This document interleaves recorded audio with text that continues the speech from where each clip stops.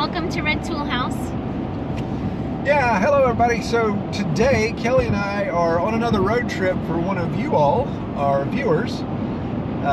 We are going to go take a look at a piece of land, a large tract of land in Jackson County.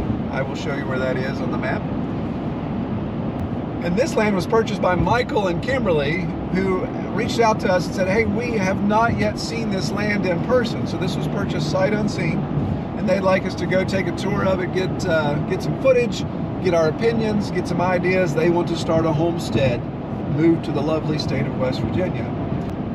So Michael is a traveling nurse, ER nurse, so he has him all over the place. Kim is a financial planner. So they have the ability to move around quite a bit, and they are looking at West Virginia as a place to settle down and live rural, but still be able to function with their jobs. Today is actually Michael's birthday, so happy birthday, Michael. But we're getting off the interstate right now and going to drive into God's country and invite you all to come along with us. All right, so this is the county road that we just came down, about 1.5 miles of a wagon trail would be the way I would describe it. Just basic gravel road, a lot of overgrown brush. You can tell that these areas down here were old farms that from time to time people come down with the tractors, cut hay, do that type of thing. Some hunting camps, some places that have been abandoned. Just a sign of the times. But you get down on the county road and we actually are at the property here. So the property, you see this, there's a blue ribbon hanging there. But this is the frontage of the property. This is a right-of-way, a 16-foot right-of-way that's deeded that goes back to multiple tracks and supposedly actually comes out back on another road way over the mountain. Now, looking at the quality of that road, I don't think that's going to be anything other than ATV trail that you can travel. This is the county road continuing, creek crossing here, creek crossing there. All right, so we are on the front of the property. We crossed the creek. We're here in this hay meadow, which I'm glad to see that they've been keeping the hay meadow cut, which keeps that scrub from growing up, allows us to see more. County roads here. What's interesting, we actually there's 3 lots that are broken off from this old farm, and we had another, had a couple fellows roll up. They're actually looking at an adjacent lot. Really nice guys talked to. Hung out and talked to them for a while. They're going further up to look at this lot that's adjacent. That's for sale right now. But so looking at south facing is this way. So this frontage property here, this frontage meadow, has some pretty good exposure even this late in the year. So nice sunlight action. Power lines. We've got power lines coming through. They actually cross the valley pretty high and go across the mountain there on a right-of-way. Power drop. There was a pole that was set here, and this is phone drop. And it looks like there may be phone up at the old farmhouse, which is further up the valley. We're going to go to that next. But first, we're going to walk down this property line here of the Watershed. So the good thing about this land, it was recently surveyed. And the survey, being a modern survey, makes things really nice. So we have that survey plat with us. We'll be using to help us navigate where we are. But they surveyed it with the creek, which I always find that interesting because in West Virginia, creeks move a bit. But this existing line follows the creek down. We have a convergence of the main stream here to my left. And you can see here, there's my truck. There's the old farmhouse. One heck of a buck scrape right there. And here's the other watershed coming down from the property. So the property continues to follow the main creek down to a point which we'll get to before we leave. We'll cross over and find that marker. But then the property line hits the ridge and goes back. And the majority of the land is this portion where you see the sunlight. You're going to turn left. So the majority of the land is here, 111 acres this way. And there's a watershed that's where the farmhouse sits. This is where we're going to go next. Okay, so good news. We see power is actually in place. The listing actually said that power was near, but we see another power line right away. So down here's my truck for point of reference. the power was crossing behind my truck, hitting the mountain, but you can actually see the junction there where power comes up, transformer there, couple power poles, and then you can even see the power going to the cabin. In fact, I see a old meter base there. So power is on the property. Okay, so this is the 16-foot right-of-way road easement that comes through. So my truck would be sitting down there. You would be coming up this road. Here's our phone pole, power pole. Where Kelly's standing, this is the entrance, what would be the old driveway to the old farmhouse. The road continues up and around. This is an additional tract that's for sale. But this is the 111 acres. So all the land where I'm standing is the edge of the property. The land is this valley and the top of this ridge, and of course the hay meadow we are standing in. Walk down the driveway here.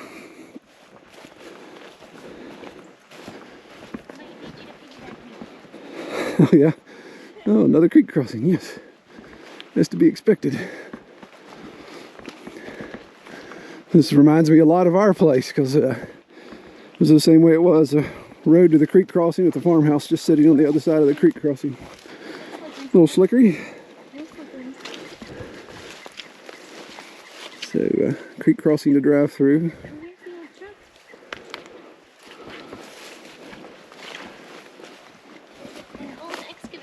Yeah. Yeah, this property comes with some gifts. There's an old farmhouse here. Old sandstone piers the farmhouse is sitting on. Yowzers. Yowzers. I mean, she has a bit of a gangster lean to it. I don't know if you can see that, but there's a smiley, or yeah, a smiley face there that leads me to believe that she's headed south. There is an old stone cellar though that looks like it may still be in good shape as far as the bones go. That's very cool. Yeah, a lot of... Is that asbestos? No, those are asphalt shingles. Yeah, no asbestos, just asphalt shingles. That was always the common siding back in the day up in these neck of the woods. Looks like a, well, if I had to guess, 73, 72 Ford F-150, or the F-100s then.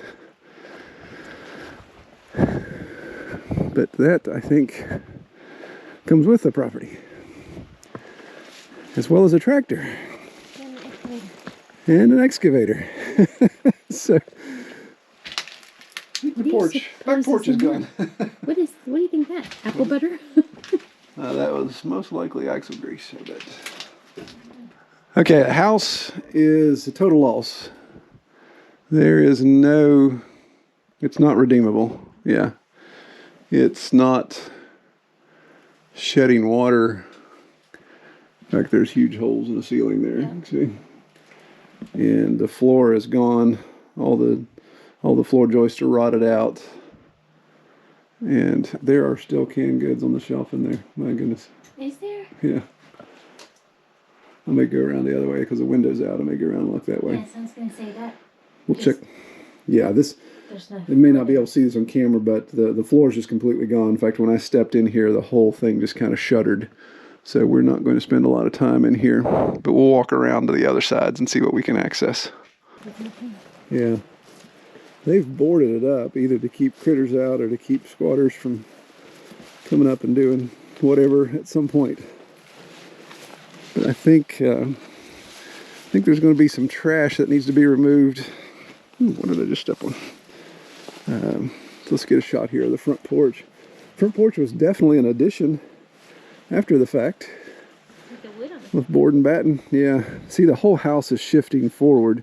You can see the way those piers, the cinder blocks, just basic cinder blocks are kicked this way. Did rain catch me? Yeah, they did. All right, I'm going to walk up on the porch here and see. Hello. Tell you about our Lord and Savior Jesus Christ.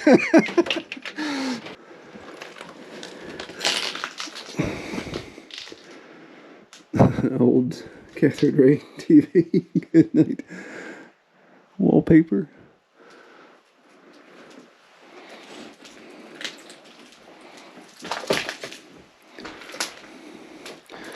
Kind of reminds me of our place that we bought. It looked very similar to this. You're going to step gingerly, maybe even Marianne-ly, to keep from falling through the floor.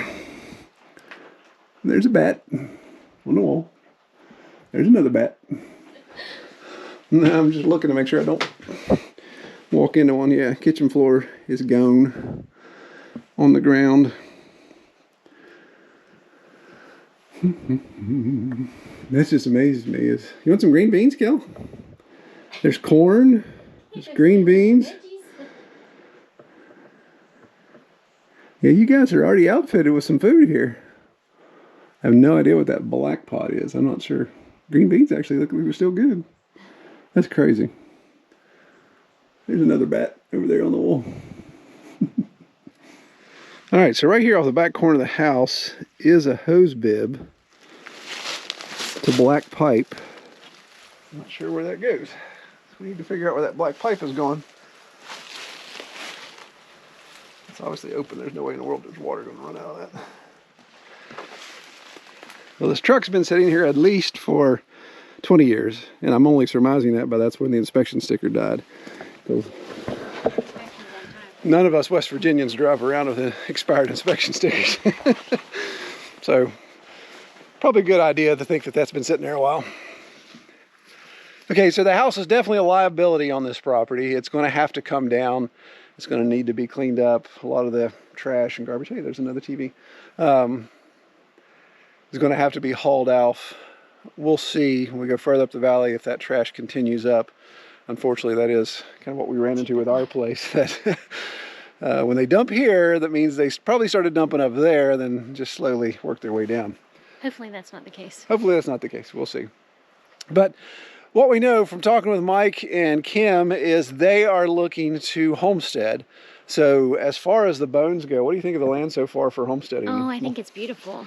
Yeah. I think there's a lot of potential here. Yeah, I agree. I think the lay of the land, again, West Virginia lay, the lay of the land is nice and flat. This hay meadow we walked through already be perfect for some ruminants. I could definitely run some pigs through that as well.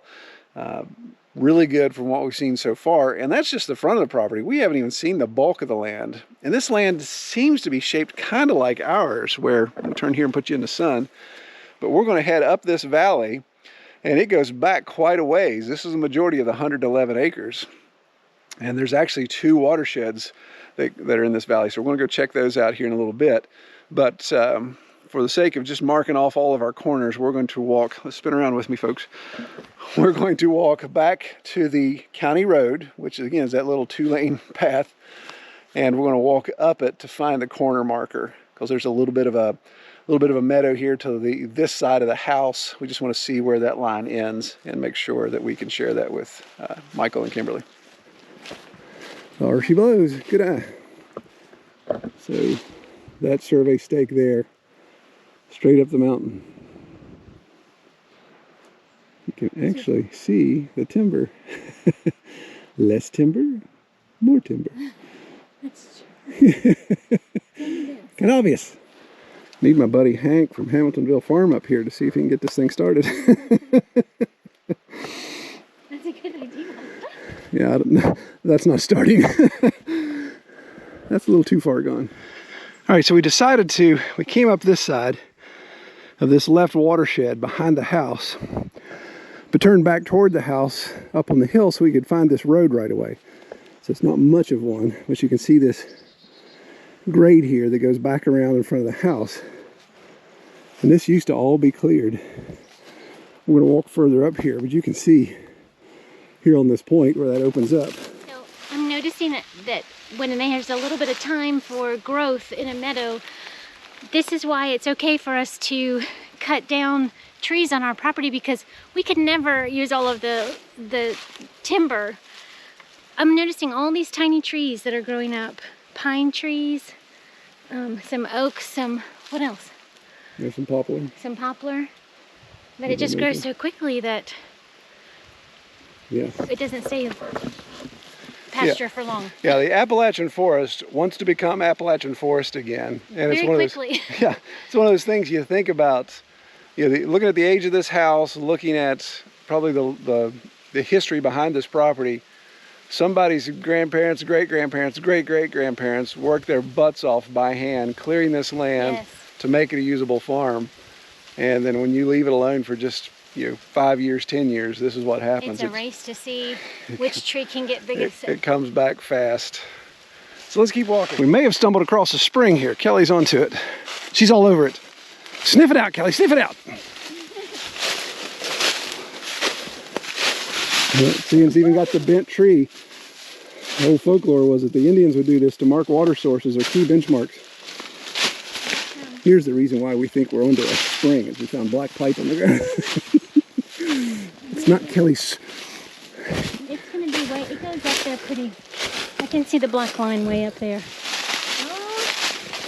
what is it? we found it. Oh wow, yeah, check that out. I think we have found our source of the spring.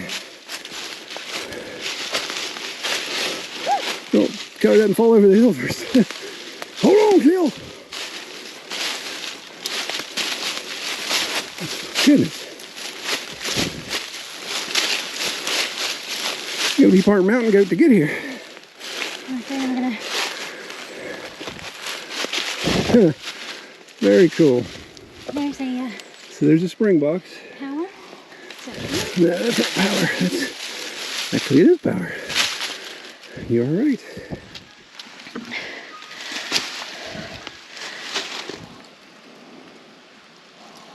See the spring, you can see the water coming down the face of the rock there. Keeping a decent puddle of water. Of course, going straight into the black pipe. That is right here. All the way down to the farmhouse. So it's pretty cool to see a spring house this high on the mountain. So the peak of the mountain's right here behind us, but water's coming out this high in elevation. And of course creating some serious head pressure going down there. So that may be that black pipe that we saw right behind the house with the hose bib.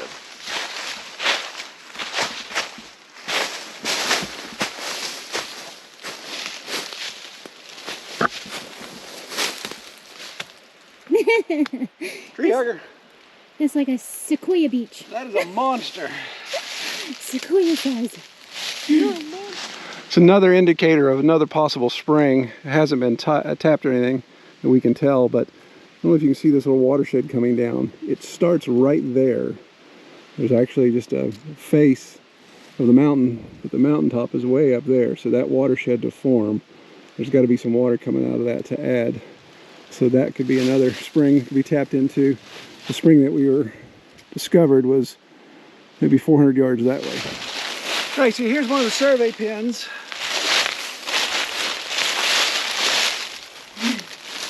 That's the beauty of having a recent survey, of course. This ribbon sticks out, so it's a little easier to find.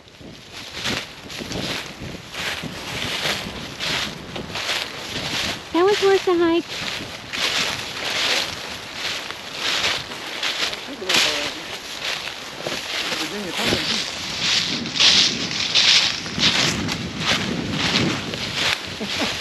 Tell me that's not a property marker. You just mark everything that's fallen in the area, and look at the size of that tree there. Yeah, I mean, that's what I'm saying. The fact that that's such a old tree that's been here. That may have been here before the white guys showed up.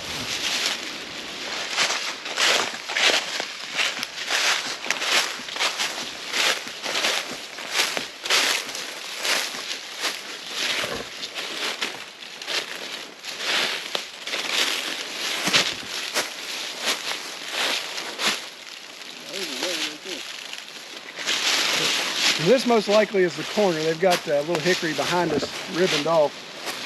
But you can see I also got a survey cut here. That's fairly old. Massive, massive white oak.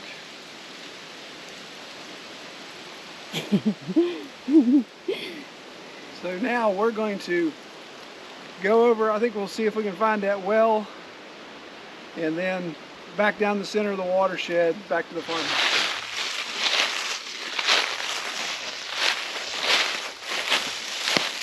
So we're in the right horn of the back of the watershed, and we were up there on this ridge. But just look at this, these beautiful rock formations. Bowl opens up nicely. This massive stump. That thing was huge.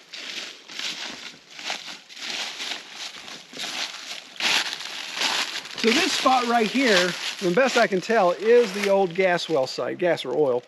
But of course it's all been plugged and pulled. There's not any casing sticking up. But according to the map, this is most likely where it is. And we've discovered the old topo map shows this road here that's accessible from another property. So it's like you came from another property down the mountain to get to this well. But Kelly and I have discovered another road grade cut. Stop right there. Another road grade cut, and it just comes on around and starts headed back toward the farmhouse. Now we're not going to walk that road simply because we want to be down in the valley, and I want to look at the watershed and just see how the valley lays coming up behind the farmhouse. But I have a feeling this is the high road that Kelly and I saw right behind the farmhouse. So if that's the case, then that would be really nice. It would give you access back here, and goodness, firewood hanging out, logs for milling, whatever the case may be. Endless supply here.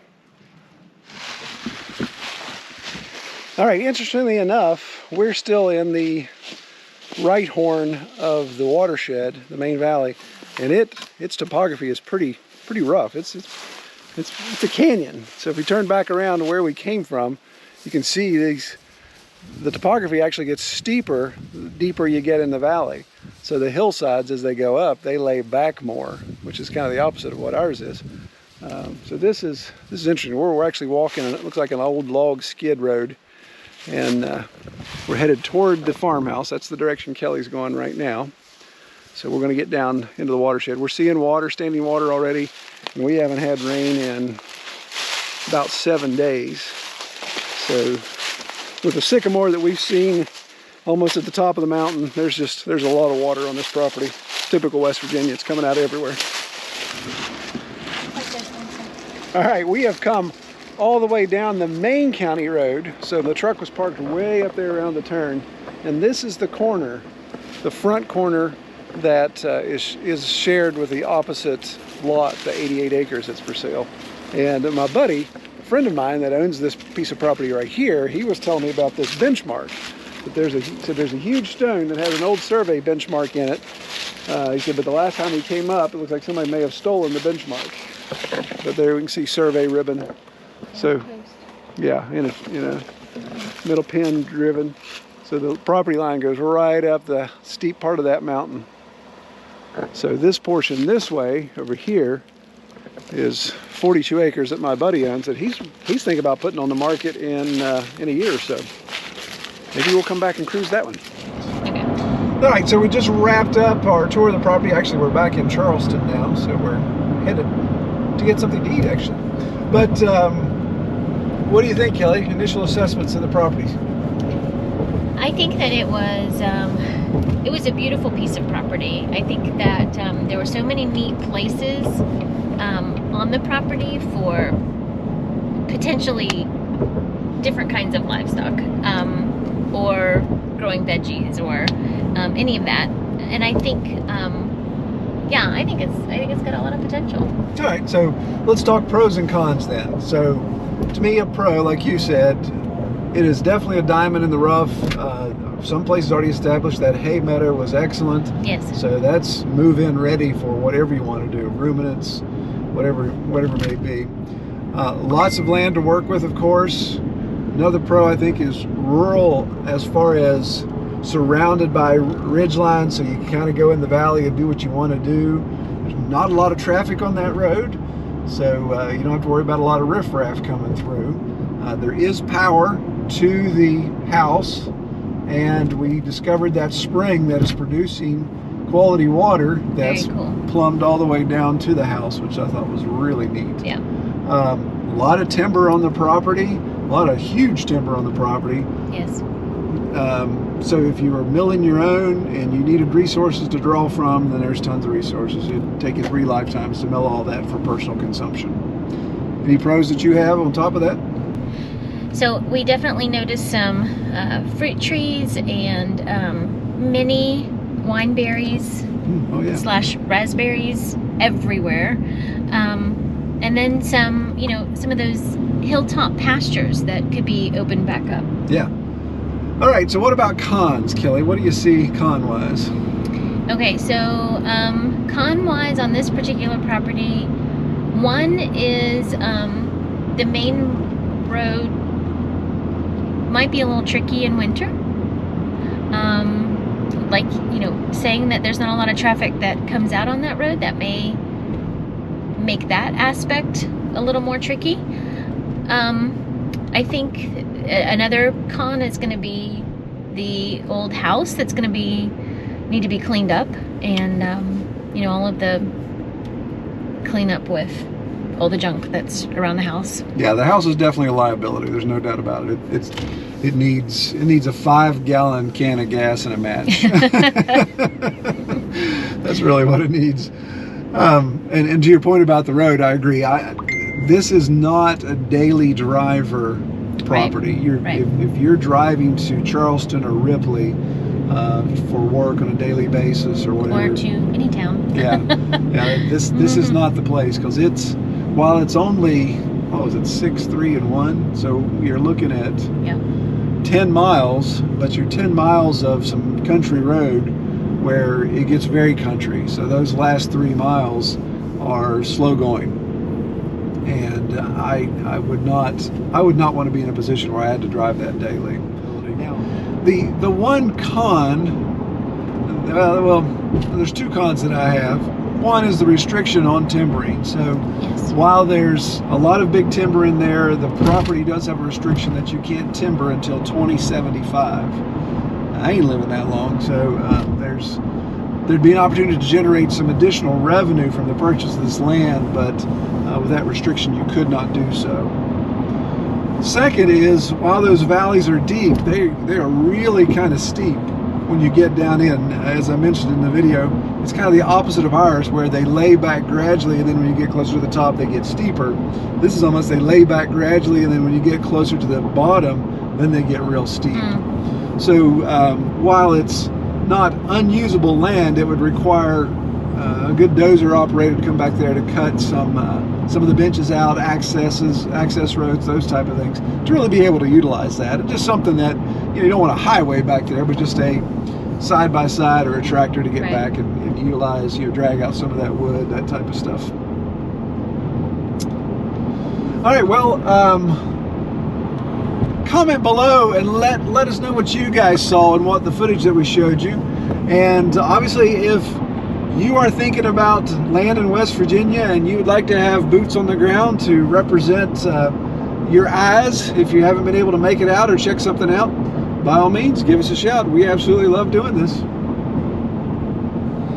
Take us home, Kelly. Wait a minute, you're driving. All right, y'all take care. Bye-bye.